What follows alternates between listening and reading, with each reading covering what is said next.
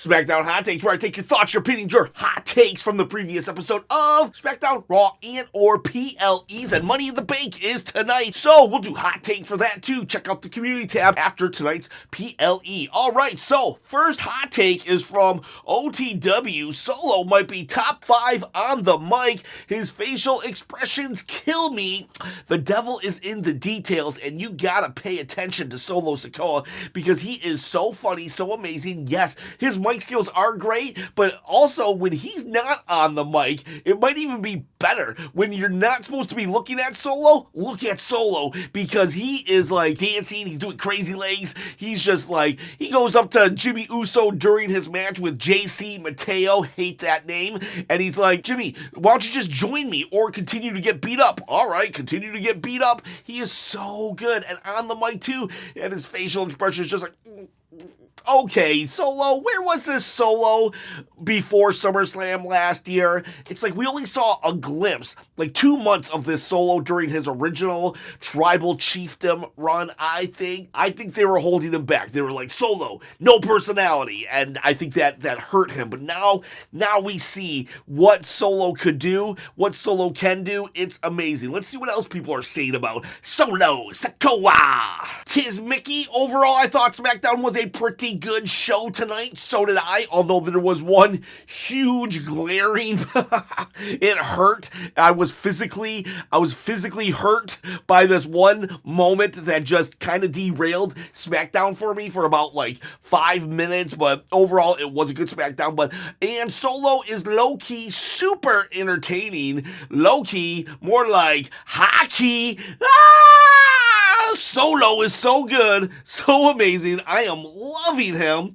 I still have no idea who's going to win the briefcase, though. I'm still going with LA Knight. Yeah, it's like anyone's game right now. Seth Rollins seems to be the odds-on favorite, but I don't know. It just feels like too predictable. But then again, if Triple H's regime could be summed up, predictable is actually a word I would use for Triple H. So if Seth Rollins wins, I think it would be too predictable. So predictable. It's a missed opportunity. I think Solo. I would love a solo win, but I think LA Knight. I'm still going with LA Knight. Yeah, I think he needs it more than anyone. It will be so amazing, though. It would be amazing if Solo won the Money in the Bank and then cashed in on this title right here because, Jey Uso's his brother, built-in storyline right there. That would be cool. Now, if you, boys and girls out there in YouTube land, don't have a Money in the Bank to cash in on Jey Uso, well then, why don't you just win it from me? All you got to do to win this belt on my shoulder is to comment below, subscribe to the channel, and hit that bell, ding ding ding, notification. And if you wouldn't mind, give a thumbs up. This thumb loves ups, right? Up, up, up. It loves it. It would tell you how much it loves it, but it has a sore throat right now. If you see, there's a blister on it, and it's so embarrassed. So it doesn't want to really talk today. So please, just thumb up the video. I'd appreciate it. The thumb would appreciate it. It would help it feel better. And you can win a belt in the process. Like I said, this is a replica belt. If I didn't say it, I'm saying it right now. Not a toy. Help me quit the day job where I got the blister and produce wrestling content full time, baby. Next hot take, Brexy Wayne, I think, 1971. LA Knight is winning the briefcase tomorrow in LA. F yeah. F yeah. I want LA Knight to win. I'm torn between Solo, Sikoa, and LA Knight. Yeah, but overall, I'm siding with LA Knight. He needs it. Where does he go if he doesn't win?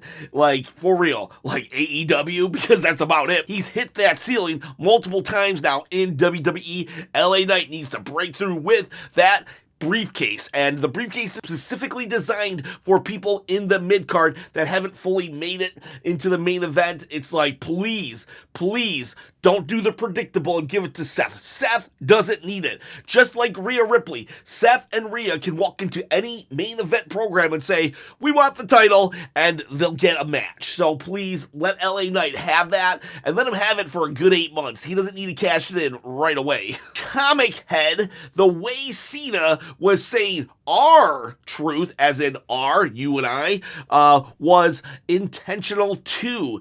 Sounded like he was straight up saying, you want R, as in, the letter R, truth, and yes, you are totally right, and that is just the mastery of John Cena, the reason why he's, considered the GOAT by many. Took a segment that was starting to go south, and people started chanting R truth, because we did not get R truth chants throughout the entire show, unless I just couldn't hear them, but here, I was like, wait a second, are they starting to chant R truth? And so that meant to me that people were starting to not be entertained by what was happening, and then John Cena, on a dime, turned it all around and was like, you want the truth? You can't handle the truth. This is our truth. And it's like, oh my God, that was brilliant. That was brilliant. Here I am, a fan who is in full support of bringing back R truth. I am super upset that R truth was released, and Carlito, and I'm just mad. And I'm like, finally, the fans are chanting, do it, fans, hijack the segment. And then as the fans are in the middle of the hijack, John Cena's like, he hijacks the fans. And then it's like, I can't help that. I can't help it. That was brilliant. That was amazing. John Cena, wow, that was honestly one of the most impressive things I've seen in his entire 20-year career.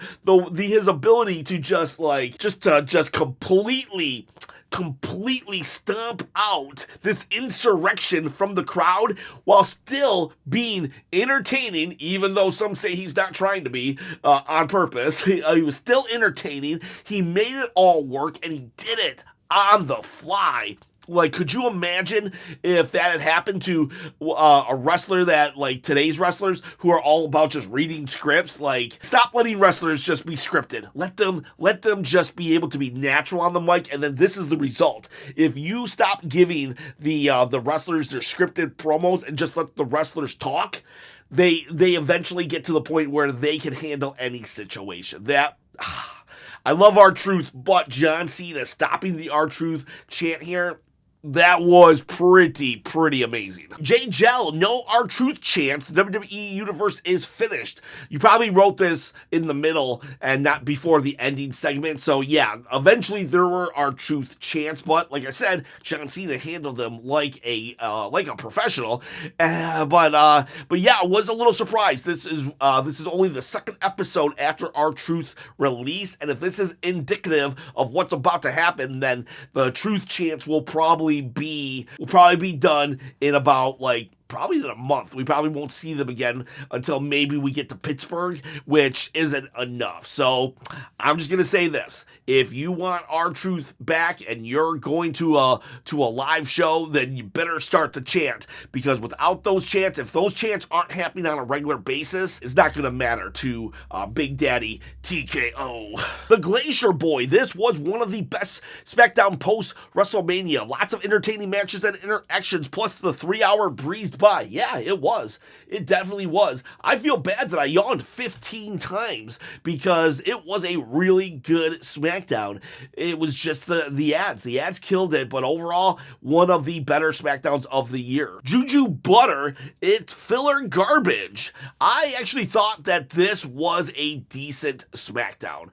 I did not like the segment where we had Seth Rollins. It was the second time around. Seth Rollins and the Bronze were in the ring, and then Cody Rhodes' music hits, and I was like, holy crap, I can't believe it. All the storylines are about to intersect, because Seth is trying to save the WWE while John Cena is trying to ruin the WWE, and here's Cody just trying to do the right thing, and Seth is feuding with Jey Uso, but Jey Uso is with Cody, and then you got Logan Paul over here with John Cena, and I was like, wow, this is going to be awesome. And then Cody gets face to face with Seth. Seth says, don't worry, to the Bronze. Jey Uso's music hits, and then Seth Rollins just awkwardly walks away. It was it totally killed the vibe for me. And someone in my review was like, dude, you picked the smallest things to nitpick. I paraphrased there, and I'm like, yeah, you know what? I do. The devil is in the details. Like I said with Solo Sikoa, and that goes with everything. This is storytelling 101. And just like I said in my other video, Triple H and company are so quick to tell us that this is all a story, well then, write a good, cohesive story with good transitions. I'm still like, I'm gonna die on this hill. I've never seen such an awkward and bad transition of Cody and Seth looking at each other, and then Seth literally just walks away. He did it earlier in the night with Solo Sikoa, but he made it make sense. All Seth had to do was say, you know what, Cody, WrestleMania 40, our time together, this is your one pass. I'm not going to beat you down right now. You either win the title back from John Cena, or we're going to have some problems. And we're going to walk away now. Boom, done. That said, I think this was a better SmackDown show. I did enjoy this SmackDown show. To me, it wasn't filler. Najib, what an amazing SmackDown. We got Seth Rollins and Solo cooking on the mic. Solo gained my respect back. Love it. Love to hear that people are coming back to Solo Sikoa. We got a 6 women's tag team, and it cooked. It was pretty decent, and I loved that Naomi didn't take the tag and walked out, because she is a chaotic character who doesn't really have a side other than herself. She just happens to be a heel. Loved it. Very smart on Naomi's part too. Why does she care about winning a 6 women's tag match when the Money in the Bank is tomorrow? That's what you should be focused on. So Roxanne Perez, you get beat up. Not me. Peace out. Proceed with caution.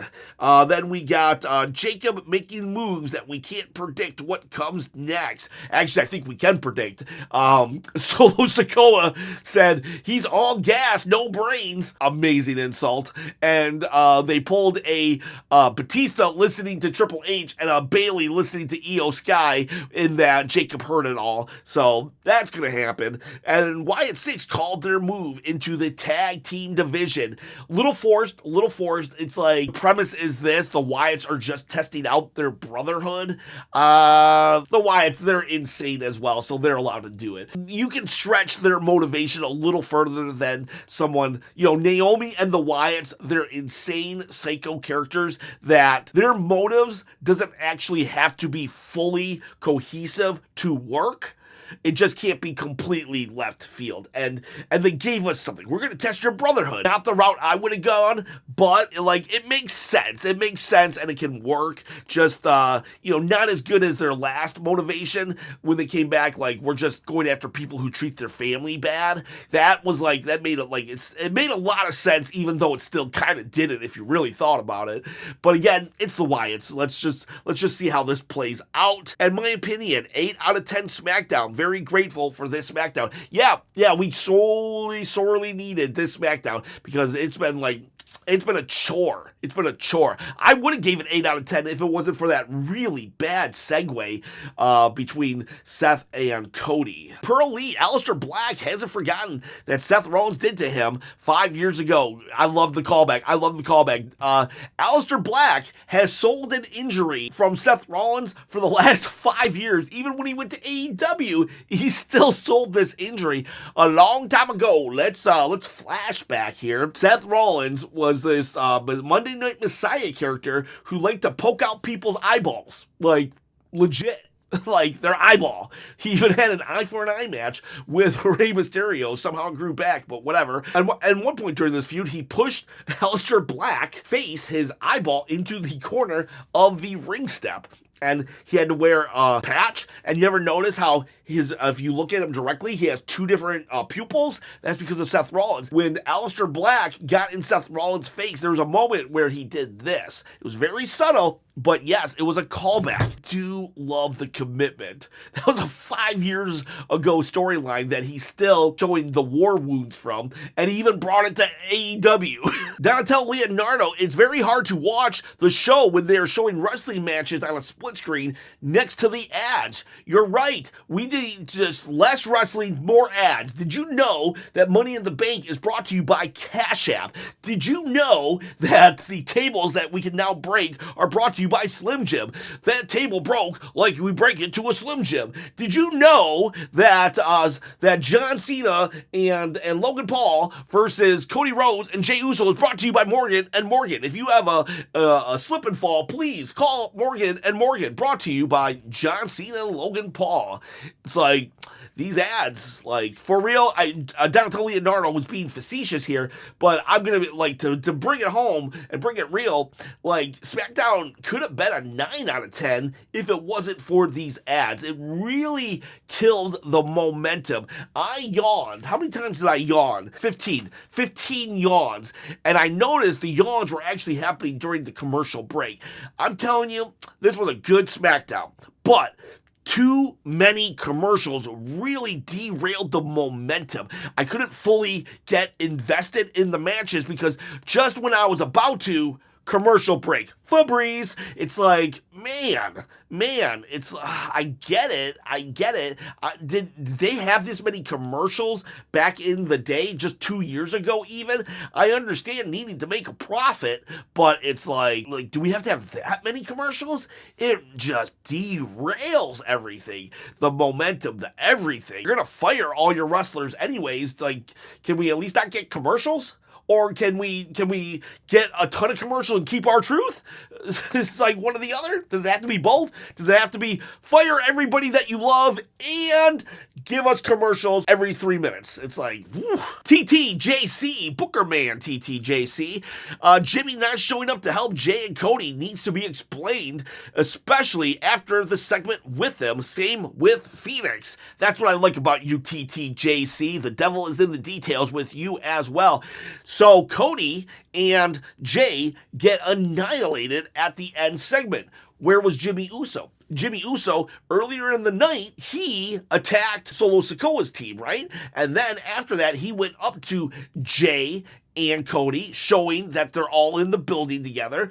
And he goes to Jay, hey man, I'm worried about you. If you're so worried about your brother, why didn't you help your brother when he was getting beat up? I get it. He's not in the that program. It's not like when Jimmy was in the Gunther program with Jay. Nope, he's not a part of it at all. However, doesn't matter. Doesn't matter. We're treating this like real life right here, right? We're treating this story as if it actually is happening in real life. Therefore, if Jimmy sees his brother getting beat up, he should go help. He shouldn't be like, oh, well, you know, I'm not really part of that tag match, so I'm just going to sit here in catering, eating my chicken leg. No.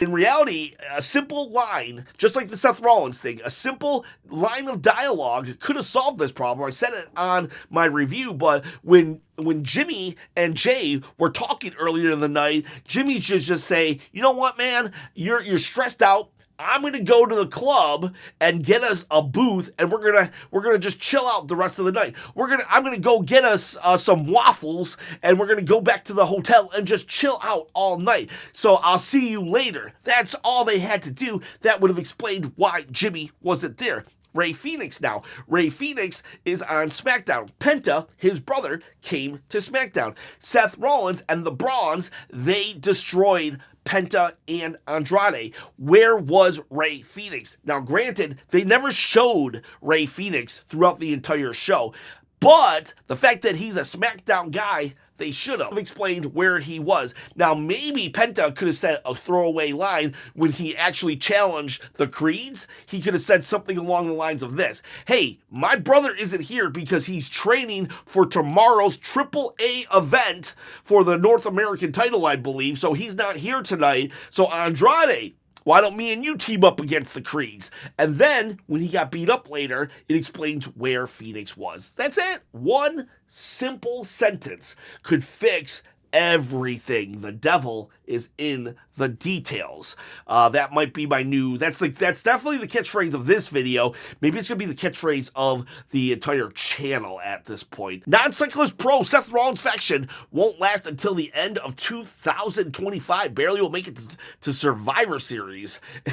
and is totally Seth AOP 2.0. Yeah, the Brawns, like here I am throughout the entire show. Seth and the Brawns. Give it a name. Give them a freaking name. How don't they have a name already? That is that is such an oversight. How is Paul Heyman allowing this to happen? Are they trying not to have a name? Like, that doesn't, like, what? Just give them a name, because we're coming up with our own names, and our own names are silly and stupid. It should not be Seth and the Brawns, okay? That sounds like a 1960s doo-wop group. And then AOP 2000, you're right. They've got both Brawns just looking like just hired goons that maybe they'll win the tag team championship, but it's like, come on. Braun Breaker and Bronson Reed, they were like the future last like 6 months ago, and now here they are just, helping Seth Rollins win the briefcase. That's it. Glimmers of personality, but I haven't seen nothing. Give them the mic. What is this? Are we just buying time? We're acting like they're developmental wrestlers. We're acting like they don't know how to wrestle right now. They've been doing just fine. Give the Brawns some mic time and matches and feuds. Raphael had air. Seth and Solo segment was very good. The only problem with my boy Jacob didn't speak. I want him to dog walk Seth on the mic. I think, yeah, I would have liked that. I definitely would have liked that. Or at least if Jacob could have got in Seth's face and then Braun got in Jacob's face. Now, they did kind of do that, but I wish it would have been on the mic. 2, LA Knight is getting better in the ring. I love how he is not only keeping up with the high flyers and strikers, but is countering their every move. Just give the money in the bank already. Just give him the money in the bank already, Triple H. Yeah, you know what? There was a moment last year, like a 3 or 4 month stretch, where it seemed like LA Knight was botching a lot. I haven't seen it in a long time. Whatever he did to stop the botches, it worked. LA Knight doing a phenomenal job right now in the ring, on the mic. Number 3, Wade Barrett was so happy to finally shout Tsunami! Bronson should have gone to SmackDown just for his favorite hype man. Yeah, I wish Bronson would have came to SmackDown. I really do wish he would have. Martin, the overall show was good. Agreed. Seth group coming in and wrecking everyone finally made them seem like a proper threat. Very good point. I do agree there. It did finally make them seem like something. I love that they dominated the whole show. They were the thread throughout the show. Just didn't like that awkward segue at the end with Cody. However, what made it not great is that they left the ring when Cody and Jay came out to say nothing. Yeah, okay, I'm glad I'm not the only one. Thank you for agreeing with me, or for me agreeing with you, I don't know. Then Cena and Logan lay them out, both holding the titles, and Cena on the mic saying he's ruining wrestling by taking the real championship and announcing Logan as the future of the company. It was literally perfect timing for Seth's group to come out and wipe them both out and squash Cena and Logan's hopes, but nope, turned an 8 or 9 out of 10 show into a 6 out of 10 for me. We're very much of the same page here. I agree with everything. It took an 8 or 9 out of 10. It made it a 7 for me. It did take it out of it. That ending just could have the potential. Or they should have just cut to commercial when Seth was ready to leave. Mr. Brownie God, I don't get why Jimmy is so adamant about going after the new bloodline. It feels pointless. I mean, if they had him going after the U.S. title, I'd get it. But just to start something with the group that won't mess with him feels repetitive. Yeah, actually, you're right. Why is he so bad at the bloodline? Because Solo beat him in a triple threat? Like, that doesn't really make sense. It's like, I mean, if he wants to say I'm the big brother, I don't know. They could bring in some family drama with it, but like, for real, why is he going after Solo? Solo last week even called off JC Mateo, hate that name, when Jimmy was down. He was like, no, we don't need to go after Jimmy. Why is Jimmy so mad at Solo right now? I get it. Last year, Solo, kicked him out of the bloodline, but if Jimmy doesn't say that's the reason, then what's going on here? Jimmy, just move on with your life. Solo's not going after you. He's only reacting to your attacks. And even then, he's like, Jimmy, join me, or get beat up. Come at me out. This is doing what the Death Riders have been trying to do in AEW. It's supposed to create panic, chaos, and deception. In just a few weeks, it's considerably much better than the AEW angle. I think he's saying that Seth Rollins' group is like the Death Riders in AEW. This is a good segue, or a good opportunity for me to ask you guys and gals a question. I've been thinking of doing AEW content on this channel. I'm thinking maybe like Thursday AEW days or something. I don't know. What do you think? Would you like it? Would you not like it? Should I start a whole new channel just devoted to AEW? My fear is we get tribalism, but then again, as the channel grows, it's gonna happen regardless. I would still like to try to keep this as an oasis of positivity in the wrestling world, though. So let me know. Let me know in regards to your comment, though. Yeah, the Death Riders haven't hit in AEW, and Seth Rollins actually, honestly, up until like tonight, they haven't been really hitting lately either. Yeah, their first week or two, it was like Seth Rollins' group was like boss, but after that, it was just kind of like, I don't know, when Sami Zayn can completely derail you, like no shade to Sami, but when Sami Zayn can completely derail your group, it doesn't say much to me on how dominant your group is. I don't mind Sami getting some wins here and there, but like Sami was completely derailing that group. And yeah, Seth's group tonight did look good, but that was only one night. Let's see if this momentum can continue. P-Rod88, I went to the show last night. Jey Uso's pop is crazy. Never seen anything like it. With that pop, I can't, it would be crazy. Could you imagine if we didn't let Jey Uso win any titles? I think Jey would be such a phenomenal Intercontinental Champion, though. I think he'd be a phenomenal Intercontinental Champion, like one of the best with the crowd interaction and everything. But I don't know. I'm very happy for him, though. I'm very happy that he's still getting those reactions. DXLP, Solo Sikoa's promos are more entertaining than heel Cena, and it's not even close. Yeah, agreed. John Cena will get these moments of just like, holy cow, memorable core moments, like when he said that Randy was going to fail like his drug test in 2005, or bringing up R-Truth. Huge moments that'll be like legendary. But overall, Solo Sikoa is very consistently entertaining. Like, John Cena builds up to one big insult while Solo Sikoa is like just throughout the entire promo is just gold. Shazam Hazan, now that they've accidentally teased it, I can't get the idea of Cody fighting Seth's faction would be much more entertaining than his current feud with Jay out of my head. Yeah, Seth versus Cody would be crazy. Would be a way better feud than Seth and Jay. But I think Cody and John Cena, that's the play, and I think, there's nothing we can do about it at this point. But I agree with you. I am me, Heidi, 1651. I can't really connect with Damian. Maybe it's a me problem, but Damian Priest gives me 2017 Roman Reigns vibes. He's so rigid. That's actually rigid. That is the word I've been looking to describe Damian Priest. He is rigid. He tries to come across really like BA. Like he just stepped up to Jacob tonight and was like, "Hey, Jacob." He was like, dude, calm down. Take the bass out of your voice. You're coming up to Jacob saying how much you respect him, and yet you're trying to just be like puff out that chest. It's like, pick or choose, just threaten the guy or don't. But he's like, "Jacob, family, that's a problem. I get you." It's like suffering succotash here. Like, Damian Priest, rigid. That is, and giving off, yeah, he's not being pushed like 2017 Roman, but I do see what you are saying. And you aren't the only one that has made comparisons to Damian getting the Roman push of the 2000s.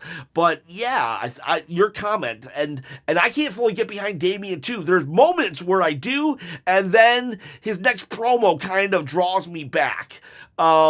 Good comment. It's OTW. I'm not gonna lie, I skip past whenever Zelina is on my screen. Zelina hasn't really been doing it for me either lately. I know she has a lot of fans. When she won the title, I was very impressed with how many Zelina supporters there are.